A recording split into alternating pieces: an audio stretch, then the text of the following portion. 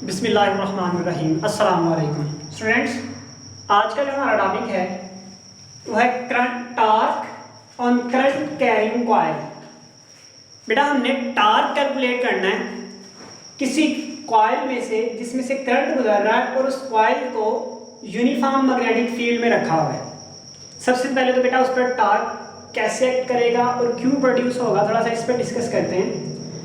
देखिए बेटा, अगर हम किसी कंडक्टर को, हमने इससे पिछले वाले लेक्चर्स में बात की है, अगर किसी कंडक्टर को यूनिफॉर्म मैग्नेटिक फील्ड में प्लेस कर दें तो उस कंडक्टर पर फोर्स लगती है जिसे राइट हैंड पाम रूल से आप निकाल सकते हैं या लेफ्ट हैंड फ्लेमिंग रूल से भी निकाल सकते हैं। बेटा राइट हैंड पाम रूल मैंने आपको सिखाया, वेरी इजी है, हम उसी को यूज़ करेंगे।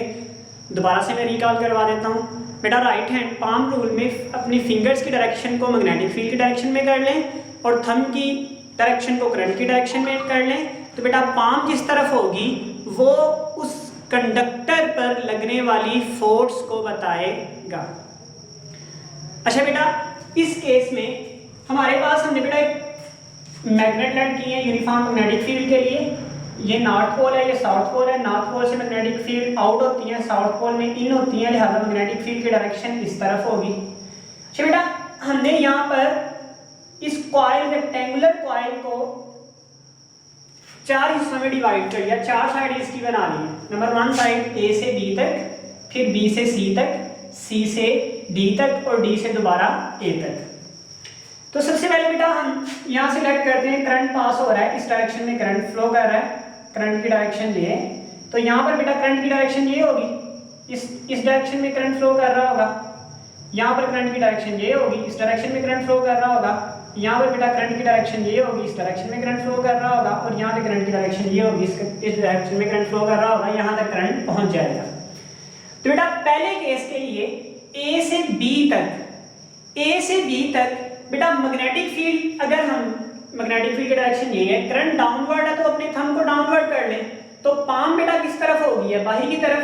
तो इस ए से बी वाली साइड पर जो फोर्स एक्ट करेगी उसकी डायरेक्शन किस तरफ होगी, बाहर की तरफ होगी।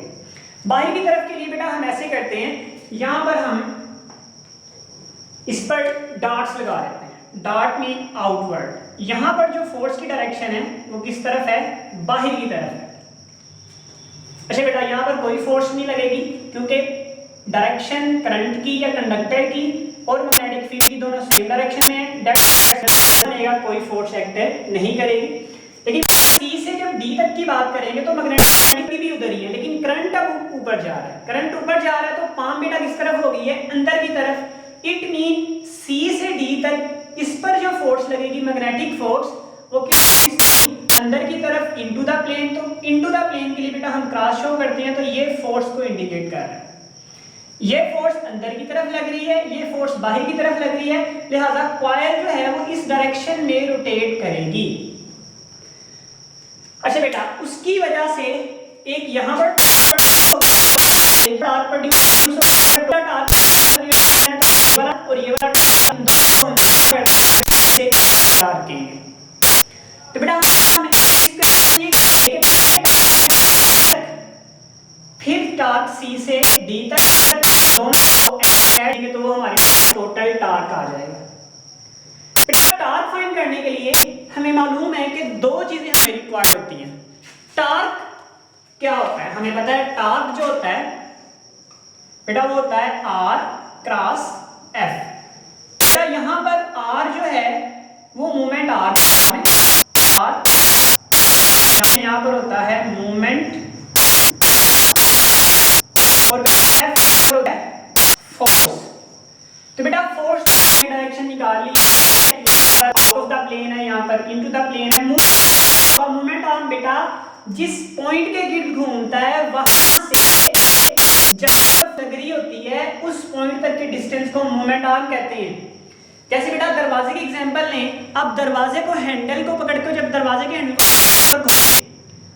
तो बेटा जिस पॉइंट से और जहां पर फोर्स उसकी एक्ट कर रही है, अमल कर रही है, जिसके राउंड वो घूम रहा है, जिसके गिर्द बेटा वो रोटेट कर रहा है, वहां तक के डिस्टेंस को हम क्या कहते हैं, मूवमेंट आर्म कहते हैं। जैसे सपोज करें बेटा ये हमारे पास एक डोर है, अगर बेटा डोर को आप इस हैंडल से पकड़ के खींचते हैं तो तो फोर्स इन पॉइंट्स के गिर्द डोर रोटेट करता है, फोर्स यहाँ पर एक्ट करती है, तो यहाँ से यहाँ तक के जो डिस्टेंस को हम कहते हैं, क्या कहते हैं, मोमेंट आर्म कहते हैं, मतलब हरकत करने वाला बाजू। तो बेटा यहाँ पर जो कॉइल है वो किसके गिर्द घूम रही है, इस फिक्स्ड पॉइंट के गिर्द घूम रही है। तो इट मीन जब पहली फोर्स की बात करेंगे तो मोमेंट आर्म यहाँ से यहाँ तक आएगा, ये मोमेंट आर्म होगा। जब दूसरी फोर्स की बात करेंगे तो मोमेंट आर्म यहाँ से यहाँ तक आएगा। अच्छा, हमें ये मालूम है बेटा कि पहले सबसे पहले हमने क्या कैलकुलेट करनी है, फोर्स कैलकुलेट करनी है। तो बेटा फोर्स जो किसी कंडक्टर पर करंट गुजरने की वजह से लगती है, जो किसी यूनिफॉर्म मैग्नेटिक फील्ड में प्लेस किया होता है, वो फोर्स इक्वल होती है F is equal to ILB sine of theta. तो बेटा यहां पर जो फोर्स हम कैलकुलेट करेंगे, द फोर्स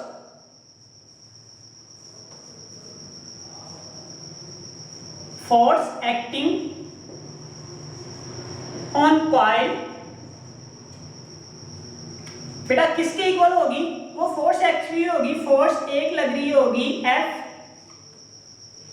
A से B तक, और दूसरी बेटा जो लग रही होगी वो फोर्स होगी F C से D तक।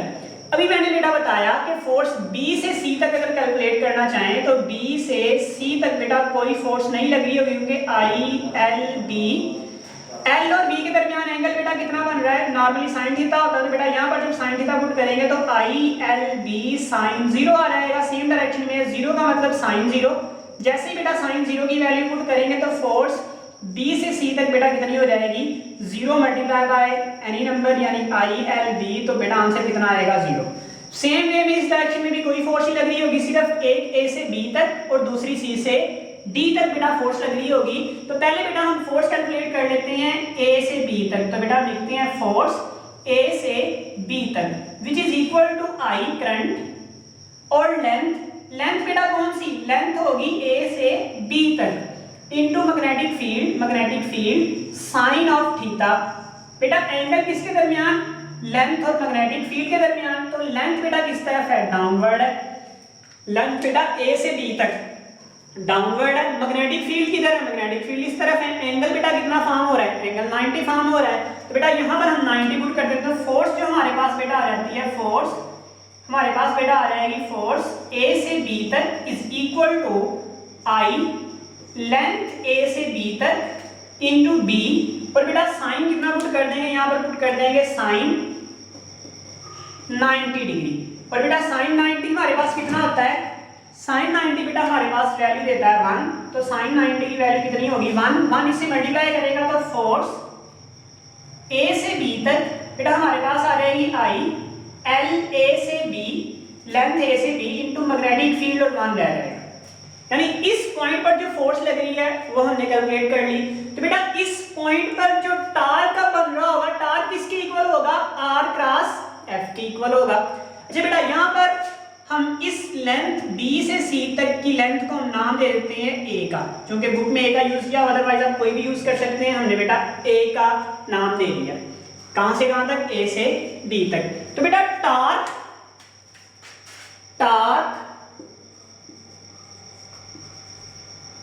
ऑन साइड, किस साइड से, A और B वाली साइड पर कितना बेटा टार्क होगा, वो टार्क हमारे पास होगा, टार्क उसको लिखेंगे A से B तक इक्वल बेटा फोर्स जो लग रही है कहां पर, सॉरी पहले हम लिखेंगे R क्रॉस फोर्स कहां से कहां तक बेटा, फोर्स A से B तक। तो बेटा मूवमेंट आर बेटा यहाँ पर क्या है, मूवमेंट आर्म है, और मूवमेंट आर्म बेटा कहां से कहां तक है, मैंने कहा है कि जिस पॉइंट के गिर्द वो रोटेट करता है वहां से जिस पॉइंट पर फोर्स लग रही है, तो इन दोनों पॉइंट्स के गिर्द यहां से यहां तक बेटा क्या है, मूवमेंट आर्म मींस अगर हम यहां पर कैलकुलेट करें तो मूवमेंट आर्म यहां से यहां तक होगा। अगर बेटा ये टोटल A है तो ये हाफ है, तो इसको क्या लिख सकते हैं, A/2। तो बेटा टार्क जो A से B तक हम लिख सकते हैं A/2 क्रॉस F कौन सा, जो उस पर फोर्स लग रही है A से B तक लेंथ पर जो फोर्स लग रही है। तो उसके लिए बेटा हम क्रॉस प्रोडक्ट को जैसे ही खत्म करेंगे तो साइन ऑफ थीटा आ जाएगा, तो टार्क ए से बी तक बेटा हमारे पास आ जाएगा a/2 f a से b और sine of theta. Cross product को बेटा जैसे ही फिनिश किया तो क्या आ गया, sine of theta into unit vector normal. अच्छा बेटा अब फोर्स की डायरेक्शन बेटा किस तरफ थी, ए से बी तक फोर्स की direction out of the plane थी, बाहर की तरफ थी बेटा, बाहर की तरफ कर लेते हैं। मूवमेंट आर्म बेटा किस तरफ है, मूवमेंट आर्म इस तरफ है, तो बेटा एंगल यहाँ पर कितना फॉर्म हो रहा है, एंगल यहाँ पर 90 फॉर्म हो रहा है, तो यहाँ पर भी बेटा कितना लिखेंगे, एंगल हम थीटा यहाँ पर बेटा कितना बन रहा है, थीटा हमारे पास यहाँ पे बन रहा है 90 डिग्री, तो बेटा 90 लिख लेंगे। टार्क बेटा हमारे पास आ रहेगा a से b is equal to a divided by 2 और फोर्स की वैल्यू बेटा, फोर्स हमारे पास किसकी इक्वल थी, फोर्स हमारे पास थी I L A से B into B sine theta, बेटा हम लिख लेते हैं I L A से B इंटू बी साइन बेटा कितना पुट करना है, साइन हम पुट कर लेते हैं 90 डिग्री, साइन 90 की वैल्यू बेटा कितनी होती है, 1 होती है। तो बेटा हमारे पास टार्क जो आएगा A से B तक, टार्क A से B तक बेटा हमारे पास आ जाएगा A I L A से B multiply by B divided by 2। तो बेटा ये टार्क हमने एक साइड पर कैलकुलेट कर लिया, इस साइड पर कोई फोर्स नहीं लगी, लिहाजा यहाँ पे इसकी वजह से कोई टार्क नहीं बनेगा। A से D तक या D से A तक कोई फोर्स लगी, कोई टार्क नहीं बनेगा। तो बेटा यहाँ पर फोर्स लग रही है C से D तक, उस फोर्स को कैलकुलेट करते हैं। बेटा उस फोर्स के लिए इसको बेटा नाम लेते हैं इक्वेशन 1 का। अब बेटा फोर्स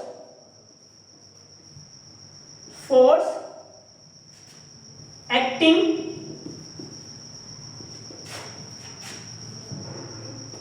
ऑन लेंथ कहां से कहां तक, C से D तक, बेटा वो किसकी इक्वल होगी, वो भी इक्वल होगी F C से D तक is equal to I length C से D तक इंटू B और साथ में आ रहेगा साइन ऑफ थीटा। थीटा बेटा किनके दरमियान, लेंथ और मैग्नेटिक फील्ड के दरमियान।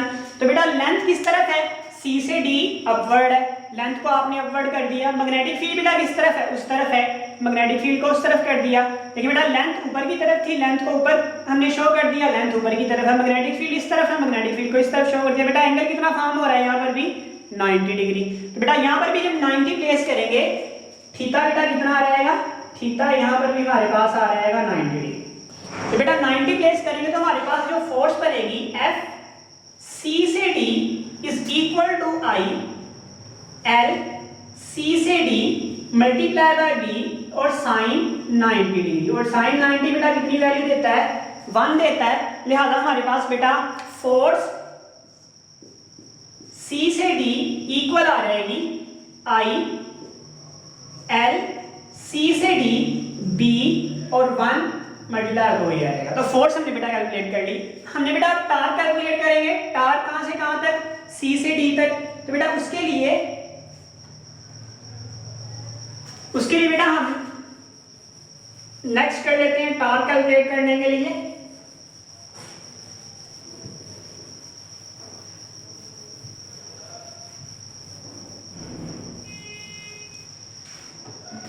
लिहाजा बेटा हमारे पास टार्क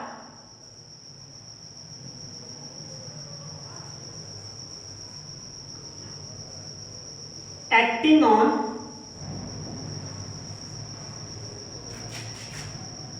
साइड, कौन सी साइड पर, C से D तक। तो बेटा वो किसके इक्वल होगा, वो हम यहां पर लिख लेते हैं। तो हमारे पास होगा टार्क C से D is equal to R cross F। Force बेटा कौन सी होगी, फोर्स होगी C से D, दोनों के दरमियान क्रॉस प्रोडक्ट, दोनों के दरमियान क्रॉस प्रोडक्ट। बेटा मूवमेंट R देखिए यहां से यहां तक, अगर ये बाहर की तरफ आ रहा है, ये अंदर की तरफ जा रहा है, तो बेटा ये DC के गिर्द मूव कर रहा है, इस पॉइंट के गिर्द मूव कर रहा है, तो यहां से यहां तक मूवमेंट आर्म बेटा कितना होगा, यहां से यहां तक मूवमेंट आर्म भी बेटा उतनी ही वैल्यू शो करेगा। यहां बेटा यहां से यहां तक मूवमेंट आर्म कितना होगा, अगर ये A है तो बेटा ये भी कितना होगा, A/2 होगा। तो बेटा मूवमेंट आर्म की वैल्यू पुट कर लेते हैं। मूवमेंट आर्म हमारे पास कितना है, मूवमेंट आर्म हमारे पास है A/2, तो यहाँ पर हम लिख लेते हैं बेटा A बाय 2a/2। उसके बाद बेटा फोर्स, अभी फोर्स फिलहाल वैसे लिख लेते हैं CD। इसका क्रॉस प्रोडक्ट खत्म कर लेते हैं, क्रॉस प्रोडक्ट खत्म करेंगे तो यहाँ पर आ जाएगा sine of theta into unit vector normal जो होता है। तो बेटा अब फोर्स किस तरफ है, इनटू द प्लेन है, मैग्नेटिक फील्ड किस तरफ है, अंदर की तरफ है, into the plane and magnetic field और फोर्स। एंगल बेटा कितना है 90। तो बेटा यहाँ पर भी थीटा कितना पुट कर देते हैं, थीटा हम पुट कर देते हैं यहाँ पर भी 90 डिग्री। जैसे बेटा 90 डिग्री प्लेस करेंगे तो हमारे पास आ जाएगा टॉर्क C से D तक A/2। F बेटा हमारे पास क्या आया था C से D तक, F C से D तक था I L C to D multiply by B और साइन 90 डिग्री। साइन 90 बेटा कितना वैल्यू होगी, कितनी वैल्यू होगी 1 होगी। तो टॉर्क बेटा C से D तक A/2 I L C से D multiply by B। Simply हम इसको लिख सकते हैं AILC/D ओवर B ओवर 2। बेटा ये हमारे पास टॉर्क आ जाएगा C से D तक। नेक्स्ट बेटा टोटल टॉर्क कैलकुलेट करेंगे। अगर टोटल टॉर्क कैलकुलेट करेंगे तो बेटा टॉर्क जो A से B तक है प्लस टॉर्क जो C से D तक है वो टोटल टॉर्क होगा कॉइल में। तो बेटा लिखेंगे total torque acting on coil बेटा किसके इक्वल होगा, वो हमारे पास इक्वल होगा टॉर्क, इसको इक्वेशन 2 का नाम ले लेते हैं, इक्वेशन 2।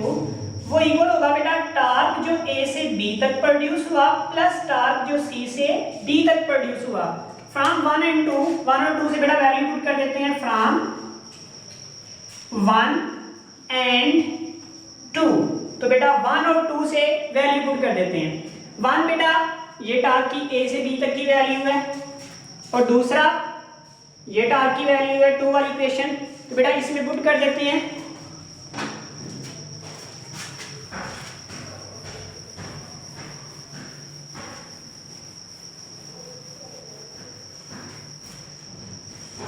बेटा हमारे पास जो टॉर्क होगा टोटल टॉर्क वो इज इक्वल बेटा A से B तक अभी हमने लिखा था यहाँ पर A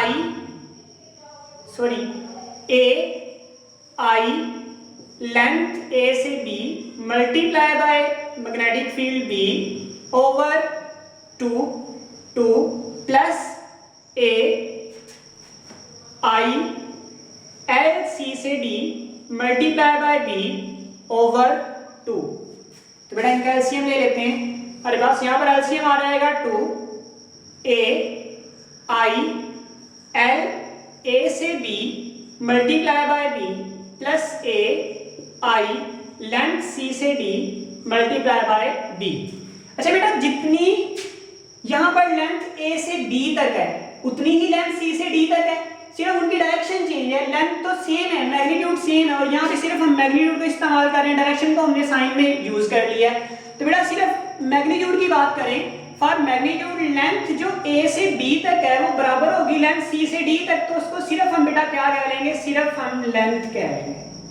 तो हमारे पास बेटा जो टॉर्क के लिए एक्सप्रेशन बन जाएगी वो हो जाएगी AILB plus AILB divided by 2। तो बेटा ये हमारे पास हो जाएगा 2AILB डिवाइडेड बाय 2। तो बेटा 2 इस 2 से क्या हो जाएगा कैंसिल। नेक्स्ट बेटा हमारे पास आ जाएगा AIL एंड B। तो बेटा ये सिंपली फोर्स है और ये टोटल मूवमेंट आर्म है। तो बेटा इसको जनरल हम ये लिख सकते हैं, अगर बेटा A और L, देखिए बेटा यहाँ पर हम कॉइल दोबारा से बना लेते हैं। ये बेटा हमारे पास कॉइल थी जिसको हम यूज कर रहे थे। बेटा इस कॉइल में ये यहां से यहां तक बेटा क्या है A, यहां से यहां तक क्या है बेटा लेंथ है। तो लेंथ मल्टीप्लाई बाय विड्थ बेटा क्या होता है एरिया होता है। इसका मतलब है हमारे पास बेटा I और A और L को रिप्लेस करके A मल्टीप्लाई बाय एल बेटा क्या होगा, एरिया होगा। या तो हमारे पास बेटा क्या बन जाएगा, ये ए बन जाएगा और साथ में आ जाएगा बी। तो बेटा ये टार्क का फाइनल आंसर। लेकिन बेटा उस वक्त जब मूवमेंट आर और मैग्नेटिक फोर्स एक दूसरे के परपेंडिकुलर होगी। बेटा इंपॉर्टेंट कंसेप्ट है यहाँ पर। हमने अभी कॉइल को ऐसे प्लेस किया हुआ है कि वो उस पर लगने वाली फोर्स या तो बेटा फोर्स बाहर की तरफ थी या फिर फोर्स अंदर की तरफ थी। बेटा किसी भी पॉइंट पर आप देखेंगे फोर्स की डायरेक्शन यही रहेगी, फोर्स की डायरेक्शन चेंज नहीं होगी किसी भी पॉइंट पर। कॉइल जैसे मर्जी रोटेट कर ले, कॉइल जिस तरह मर्जी घूम ले, लेकिन फोर्स की डायरेक्शन हमेशा यही रहेगी क्योंकि उसकी लेंथ के दरमियान और मैग्नेटिक फील्ड के दरमियान एंगल 90 बनने वाला है। लेकिन बेटा मूवमेंट आर्म के दरमियान क्या एंगल यही रहेगा? बेटा यहां पर था पहले, तो क्या मूवमेंट आर्म और लेंथ के दरमियान एंगल यही रहेगा? तो आंसर है नो, मूवमेंट आर्म के दरमियान एंगल चेंज होगा। और बेटा जितना चेंज होगा, सपोज करें बेटा अगर ये वाली साइड ये वाला हिस्सा बेटा यहां पर बनाया जाए, देखिए इस पर फोर्स एक अंदर की तरफ लग रही है और एक फोर्स है बाहर की तरफ लग रही है। इस एक्सप्रेशन को यहां पर इस तरह से बनाया जाए कि स्टार्टिंग में बेटा हमारे पास ये ए है, लेंथ मूवमेंट आर्म है, एक फोर्स बेटा इनटू द अंदर की तरफ थी और दूसरी फोर्स बेटा बाहर की तरफ थी, और दोनों के दरमियान बेटा एंगल कितना बन रहा था? 90 बन रहा था। लेकिन बेटा जैसे ही ये कॉइल इस तरह से सपोज करें ये रोटेट कर रही है ऐसे, इसी फेस को हमने सामने कर दिया, सामने भी रोटेट कर रही होगी, तो इसका मतलब है चेंज होगा, मूवमेंट आर्म चेंज होगा। कुछ देर के बाद मूवमेंट आर्म इस तरह से हो जाएगा। लेकिन बेटा फोर्स उस वक्त भी ऐसे ही रहेगी, एक स्ट्रेट रहेगी अपवर्ड और दूसरी स्ट्रेट रहेगी डाउनवर्ड। फोर्स की डायरेक्शन बेटा उस वक्त भी ऐसे ही रहेगी। लेकिन अब जो एंगल है वो एंगल किस तरह से लेंगे? सपोज करें यहां पर एंगल बन रहा है अल्फा, तो बेटा फिर क्या करेंगे? अगर बेटा ये एंगल अल्फा बन रहा है तो इस मूवमेंट आर्म को जो हम ए कह रहे हैं जिसको, इसके बेटा दो कंपोनेंट बना देंगे।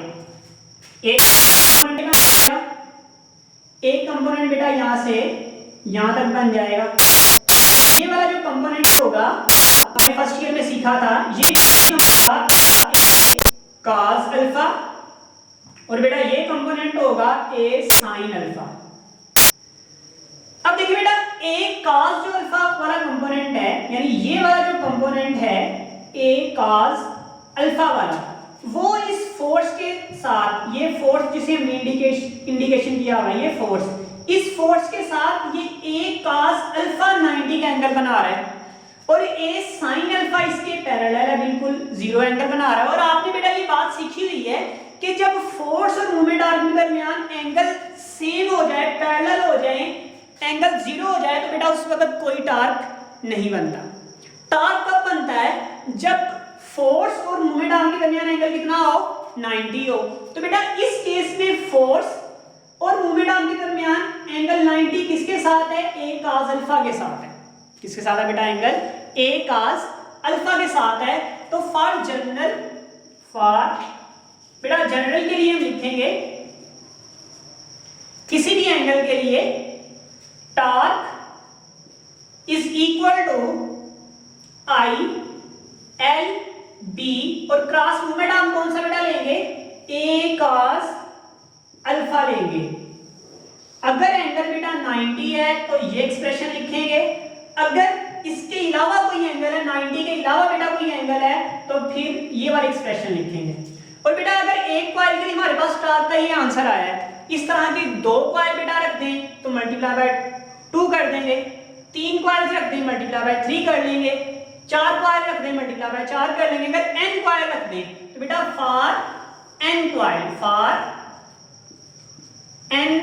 कॉइल्स, बेटा n कॉइल्स के लिए मल्टीप्लाई बाय n हो जाएगा, torque is equal to n multiply by i a और b। तो बेटा टार्क इज इक्वल टू हमारे पास हो जाएगा n i a b। Journal याद रखने के लिए इसे नायाब भी याद रखते हैं। तो बेटा ये फॉर 90 डिग्री के लिए, for 90, for any other angle torque should be I L B cross a cos alpha, मतलब मल्टीप्लाई होगा a cos अल्फा के साथ। कोई क्वेश्चन हो तो